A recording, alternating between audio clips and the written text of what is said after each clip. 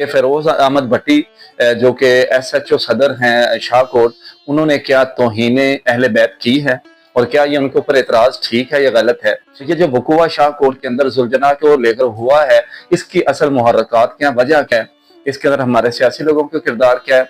हमारे मज़हबी लोगों का किरदार क्या है? और इसके अंदर हमारे इदारों का किरदार क्या है? डियर ऑडियंस, अस्सलाम वालेकुम। आई एम प्रोफेसर फरियाद Anwar Bhattu with motivational highlights. नाज़रीन, काफ़ी अरसा आपके सामने हाज़िर नहीं हुए अपनी डोमेस्टिक वजूहात की वजह से। आज आपके सामने हाज़िर होने की जो वजह है, मैं समझता हूँ कि इस पे हमारे जो करता धरता लोग हैं उनको बहुत पहले बोल लेना चाहिए था, लेकिन कोई इस पे बोला नहीं। और मैंने ननकाना का सोशल मीडिया देखा तो वहाँ पर एक तूफ़ान बदतमीज़ी बरपा है, लेकिन उसके हवाले से कोई बंदा प्रॉपर खबर नहीं दे रहा था। तो आज के दिन में मैंने सारा दिन और कुछ भी नहीं किया। मैंने हमारे अमन कमेटी के जो ननकाना के लोग हैं, हमारे सियासतदान जो लोग हैं और जो दो फरीक हैं उनकी राय जो है वो ली है और आपके सामने रख रहा हूँ एक तज्जिया, ताकि आप एक फैसला कर पाएँ कि ये जो सब कुछ मीडिया पे चल रहा है ये है क्या। एक सवाल था कि फ़िरोज़ अहमद भट्टी जो कि एसएचओ सदर हैं शाहकोट, उन्होंने क्या तौहीने अहले बैत की है? अगर तौहीने अहले बैत की है तो किस तरह से की है और क्या ये उनके ऊपर एतराज़ ठीक है या गलत है? इसका जवाब देंगे। और ये जो वक़ूआ शाहकोट के अंदर ज़ुलजना को लेकर हुआ है, इसकी असल मुहर्रकात क्या, वजह क्या है? इसके अंदर हमारे सियासी लोगों का किरदार क्या है? हमारे मज़हबी लोगों का किरदार क्या है? और इसके अंदर हमारे इदारों का किरदार क्या है? इन सब सवालात के जवाबात इस वीडियो के अंदर देने की कोशिश करेंगे। पहला सवाल, क्या भट्टी साहब ने तौहीने अहले बैत की है? तो उसका जवाब सर सिंपल है, तौहीने अहले बैत उन्होंने बिल्कुल नहीं की। उसके लिए थोड़ा भट्टी साहब का तारुफ करवा दूं। फ़िरोज़ अहमद भट्टी साहब ये ननकाना के साथ कोट हुसैन गांव है, वहाँ के रहने वाले भट्टी फैमिली के चश्मो-चराग हैं और एक निहायत पढ़ी लिखी और सुलझी फैमिली के मेंबर हैं और अहले बैत के साथ मोहब्बत करना उनकी फैमिली का खासा है। ये जो दरबार है बाबा नौलत हज़ारी, यहाँ पर उनकी हाज़िरी जो है उसकी 20 शवाहिद और सबूत जो है सुबह से मैंने दोस्तों से कंफर्म किया कि वो खुद यहाँ पर हाज़िरी लगवाते हैं। तो यहाँ पर आकर वो बदतमीजी करना, गुस्ताखी करना या तौहीन करना, इसका तो दूर दूर तक ख्याल भी करना गलत है। उसके बाद ये जो वक़ूआ हुआ ये क्या था असल में, इसके हवाले से मैं बताना चाहूँगा। एक्चुअली सिचुएशन ये है कि जो यहाँ के मुतवल्ली हैं अली रज़ा साहब, उनके साथ मेरी बात हुई तो उन्होंने बताया कि उन्होंने तो मेरे सवा घंटा उनके साथ बात हुई तो उन्होंने डिटेल्ड डिस्कशन के अंदर मुझे सारी चीज़ें बताई। उन्होंने मुझे बताया कि ये सर 1890 से 2022 तक जो है ज़ुलजना जो है वो इसी तरह इमाम बारगाह के अंदर जाता रहा, इसको आज तक रोका नहीं गया। 2023 के अंदर हुआ ये था कि हमारे इदारों की रिपोर्ट के मुताबिक ये नई रस्म शुरू की गई, पहले ऐसा नहीं होता था। और डीएसपी नासिर नवाज साहब और मजहर साहब जो हैं, इन्होंने अली रजा साहब से बात की कि हमें डीपीओ साहब ने कहा कि आप इस दफा जो ज़ुलजना को अंदर जाने से मना करें, क्योंकि हमारे पास जो रिपोर्ट्स हैं उसके अकॉर्डिंग इसकी इजाजत नहीं है। तो अली रजा साहब कहते हैं कि हमारे पास जब डीएसपी नासिर नवाज साहब आए तो उन्होंने कहा जी मैंने अपने तौर पे जुबान दी है कि मैं उनको रोकूंगा, तो इस दफा मैं उनको मना करूंगा तो वो रुक भी जाएंगे और फिर इसको हल भी कर लेंगे। तो कहते हैं कि मेरे पास जब वो आया तो उन्होंने कहा मैंने जुबान दिया, तो हमने वो पंजाबी जो जंगली कम्युनिटी का हमारा दस्तूर होता है, जैसे कि पंजाबी लोग डेरेदारी वाला, तो कहते हैं उन्होंने मुझे कहा मैंने जुबान दी है डीपीओ साहब को, तो मैंने कहा अगर आपने जुबान दे दिया तो हम आपकी जुबान का पास रखेंगे, लेकिन ये जो इस दफा रिपोर्ट्स की बुनियाद पे ये हमारा सिलसिला जो ज़ुलजना का रोका गया इसको दोबारा से शुरू किया जाना चाहिए। तो उस वक्त हमें नासिर अब्बास साहब और मजहर साहब जो हैं इन्होंने यकीन दिलवाया कि इस बात को हम हल करवाएंगे और ये आपका मसला हल करवा दिया जाएगा। उसके बाद अब मेन मुद्दे की तरफ आते हैं। अब इस दफा जो 2 जून की शाम 2 जून बरोज इतवार 2025 शाम को जो इख्तलाफ हुआ वो जो था इसका थोड़ा पस मंजर मैं बता दूं। तो इसमें अली रजा साहब जो उन्होंने बताया कि 31 मई 2025 बरोज हफ्ता एजाज डोगर साहब जो डीएसपी साहब हैं, उन्होंने मेरे जो कज़न हैं सॉरी उनके फैमिली मेंबर इफ्तिखार साहब और शराफत साहब, इनको बुलवाया और इनको बुलवा के कहा जी ये आपका जो मसला चल रहा है इसका कोई हल निकालना है तो इसके हवाले से हमें बताएं। तो उन्होंने कहा जी हम तो यही चाहते हैं। तो दोबारा उन्होंने कहा जी आपके इसके हवाले से हम बुलवाएंगे और बात करेंगे। तो कहते हैं कि बाद में जब हमने इनसे रब्ता किया 1 जून 2025 बरोज इतवार को इनके सामने हमने दोबारा दरख्वास्त रखी कि हमारा ये मसला इसको बैठ के सुना जाए और उसको हल किया जाए। तो उस वक्त कहते हैं कि ये इंचार्ज इन्वेस्टिगेशन ऑफिसर जो थे खुरम भट्टी साहब और फ़कीर हुसैन साहब जो हैं ये हमारे पास आए दरबार में। तो इन्होंने आकर वहां पर हमारे साथ बात की। तो इनको हमने कहा, ये हमारा ये मसला हल करवाया और डीएसपी साहब से हमारी मीटिंग रखी जाए ताकि हम इसको हल कर सकें। तो कहते हैं उन्होंने हमसे वादा किया कि जी डीएसपी साहब से आपकी मीटिंग करवाते हैं और इसको हल करवाते हैं। तो फिर 2 जून शाम 4 बजे तक कहते हैं हमने इनसे राब्ता करने की कोशिश की और इन मामला को डिस्कस करने की कोशिश की, लेकिन हमें यही कहा जाता रहा कि डीएसपी साहब से मीटिंग डिजाइन कर इसको हल करते हैं। और ये वक्त आ गया कि उस दिन जो मसला था, असल कॉन्फ्लिक्ट था, जुल्जना का वहां पर दाखिले का वक्त हुआ। तो उस वक्त पुलिस जो उस वक्त पॉइंट इंचार्ज थे वो फिरोज अहमद भट्टी साहब थे, और जो महकमे की रिपोर्ट थी और उनको जो चार्ज दिया गया, जो उनके जिम्मा लगाया गया था, उसके मुताबिक ये जुल्जना का अंदर जो है बारगाह के इमाम बारगाह के अंदर जाना जो है ये उसमें शामिल नहीं था। तो फिरोज अहमद भट्टी साहब जो है उनसे मैंने रब्ता किया तो उन्होंने कहा जी मैं और अली रजा साहब जो मुतवल्ली हैं, हम दोनों इस बात को बड़ा खूबसूरती से डिस्कशन कर रहे थे। जैसे वीडियो आपके सामने हम यहाँ पर डिस्प्ले करेंगे तो वीडियो में आप देख सकते हैं कि इन दोनों के आपस में बातचीत हो रही है। तो बातचीत के दरमियान मैंने अली रजा साहब से जब बात की तो वो कहते हैं कि मुझे जो फिरोज अहमद भट्टी साहब है ये कह रहे थे पीरा मन जा मेरी गल ते आपां इहनूं बैठ के हल कर लेने आ महकमे दे तौर ते तुसीं अज जान दो। तो आगे से भट्टी साहब जो अली रजा साहब है उन्होंने कहा भट्टी साहब तुसी लेट हो गया, बार बार कोशिश की, रिक्वेस्ट की, लेकिन सारी सुनी नहीं जा रही। तो भट्टी साहब जो अपनी जगह पे ड्यूटी सर अंजाम थे तो उनका रोकना उनके फराज मनसबी में शामिल है, क्योंकि वो ड्यूटी पे खड़े हैं। तो ड्यूटी उनकी यही थी कि आपको जो हुकूमत की तरफ से, इदारों की तरफ से इंस्ट्रक्शंस उनको फॉलो करना। तो भट्टी साहब ने कहा यार मैं मजबूर हूँ, मैं नौकर आदमी हूँ, ये जो मैं लफ्ज बोल रहा हूँ ये अली रजा साहब के बोल रहा, जो उन्होंने कहा कि मुझे कहा गया कि मैं नौकर हूँ, मैं मुताहत आदमी हूँ, ड्यूटी पे खड़ा हूँ, तो मैं तो मेरी आपको बात मान लेनी चाहिए। तो आगे से अली रजा साहब जो हैं उनका मौक़िफ़ भी गया है, वो कहते हैं हमें उस वक्त रोकना नहीं चाहिए था इदारे को, उनको चाहिए था हमारे ऊपर जो है FIR दर्ज करते ताकि हमें दोबारा से इदारे बुलाते, वहां पर हम अपना मौक़िफ़ दोबारा से रख सकते। लेकिन उस वक्त जुल्जना को रोका गया।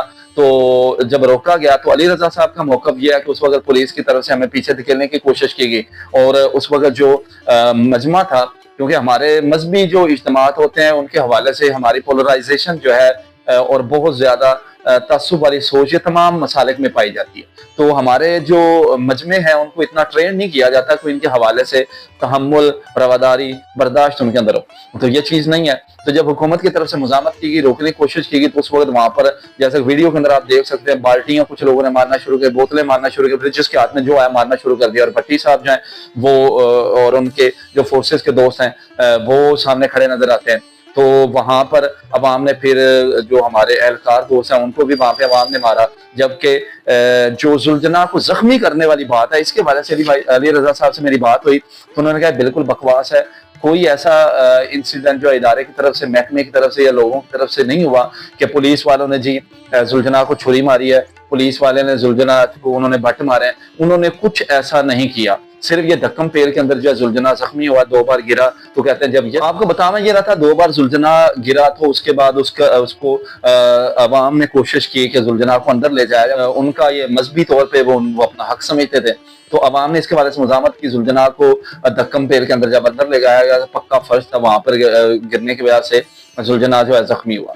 तो अब जो हमारे अहले तशरीह मसलक के दोस्त हैं उनका मौक़िफ़ यह है कि जुल्जना की लगाम को हाथ डाला गया और जुल्जना 2 बार गिरा, उसका जख्मी होना ये हमारे साथ ज्यादती है और ये तौहीन है।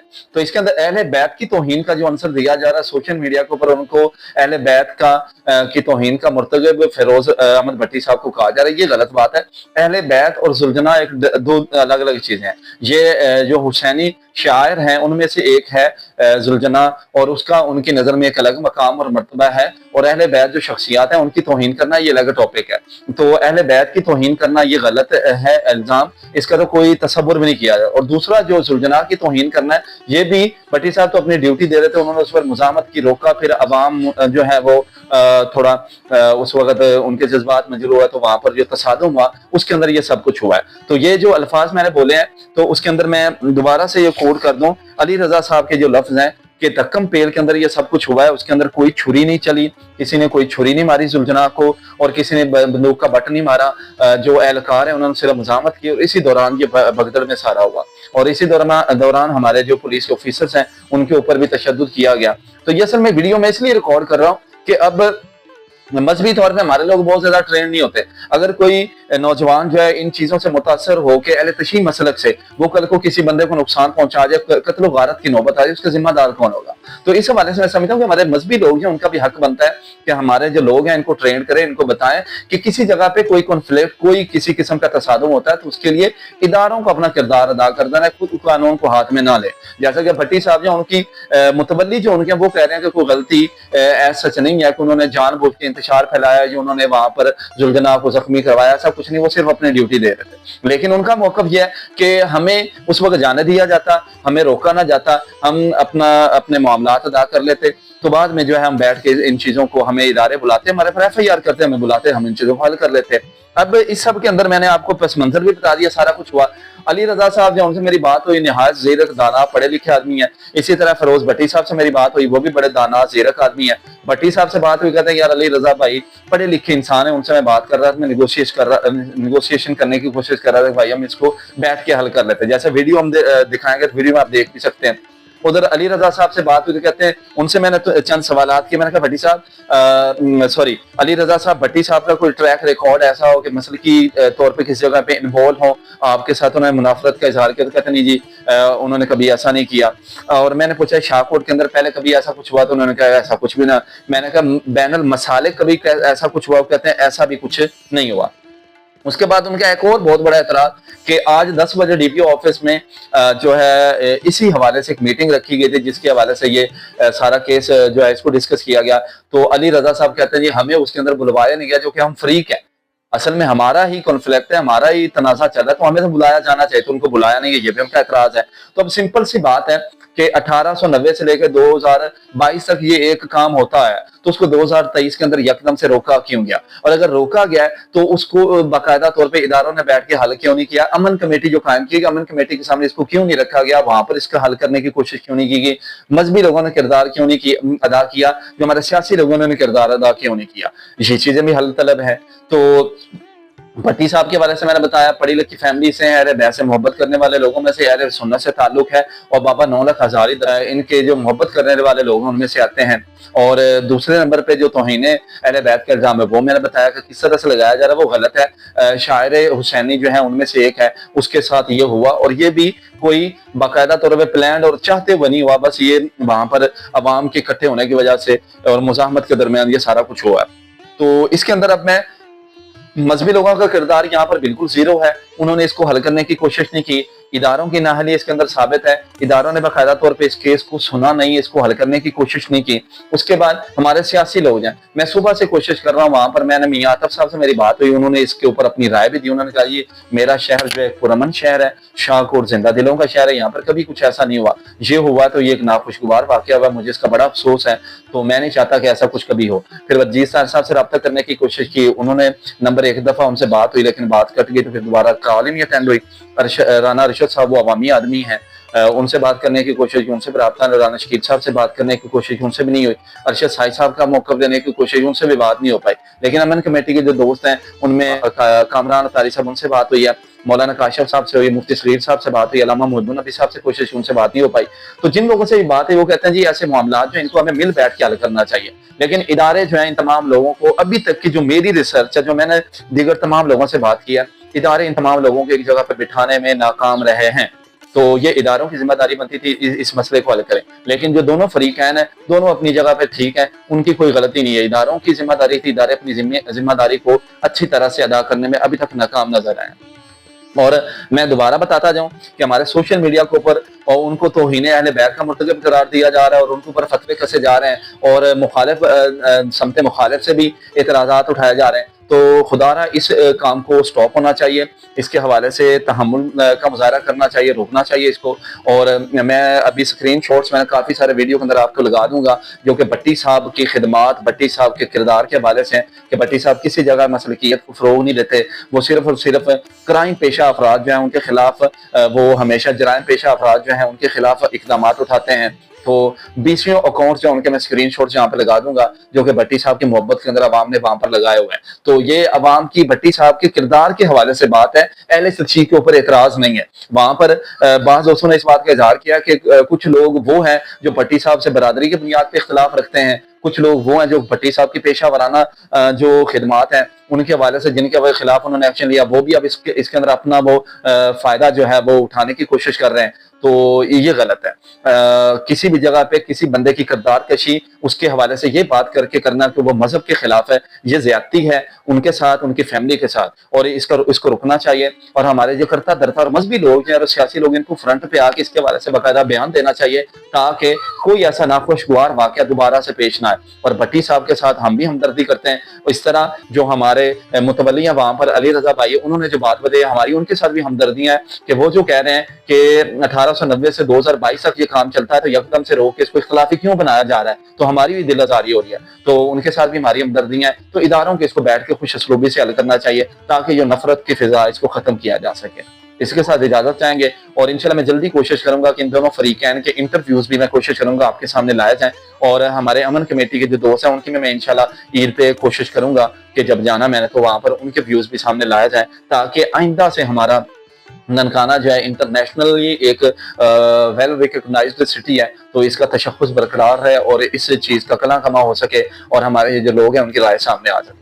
तो मैंने अपने तौर पे रिसर्च की, उसके अंदर तमाम लोगों की मैंने आरा ली, और दोनों फरीकैन की आरा ली। भट्टी साहब से भी रब्ता हुआ, अली रजा साहब से भी रब्ता हुआ, अमन कमेटी के लोगों से रब्ता हुआ, इसी तरह मजहबी लोगों से रब्ता हुआ, इसी तरह सियासी लोगों से जो मेरी बात हुई वो मैंने बता दिया।